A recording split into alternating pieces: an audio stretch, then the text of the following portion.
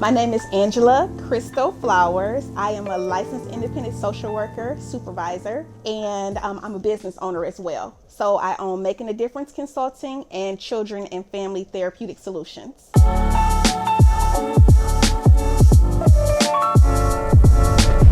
I lived in two different communities growing up. So I was born in the Glenville community. I was born in the 80s. And so during that time period, there was a lot of poverty going on in my community. There was the introduction of crack into the community. My father worked for LTV Steel. One thing I do remember is my mom was a stay-at-home mom, but she always stressed the importance of education.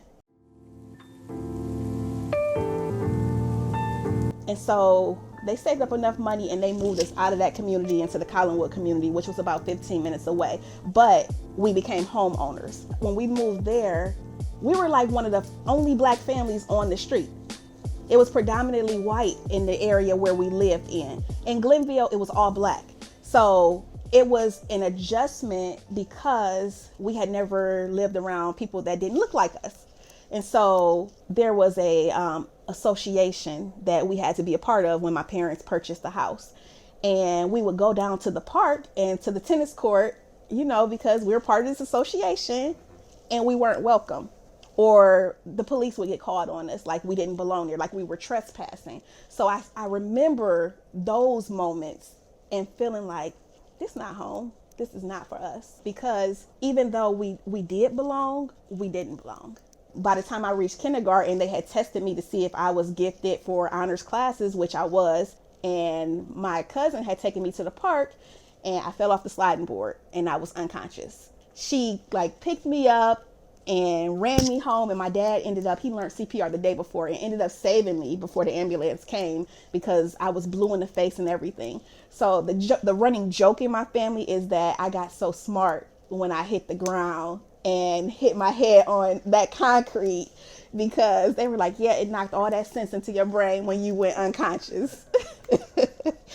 I think for me, I chose this field because I wanted to make an impact in the lives of youth, but also being able to study the mind and help create change in that way. For me, my part to play is being able to help young people and adults figure out what their strengths are, what their talents are.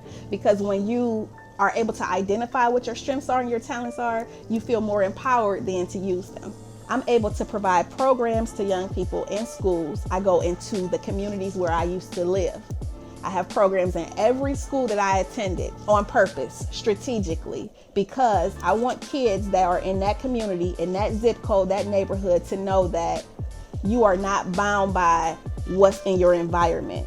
You can add something that's going to change. You don't have to be this huge activist. You don't have to be a person getting all this notoriety. If you do your piece and your part, then you are helping to create change. And I think that's so important for people to realize that. I feel honored to even be chosen to be a part of this documentary, because I just feel like a lot of times when you're in the field that I'm in, it's very easy to be overlooked. And we're not as exciting as an entertainer or just other types of careers and professions, but we're in the trenches daily.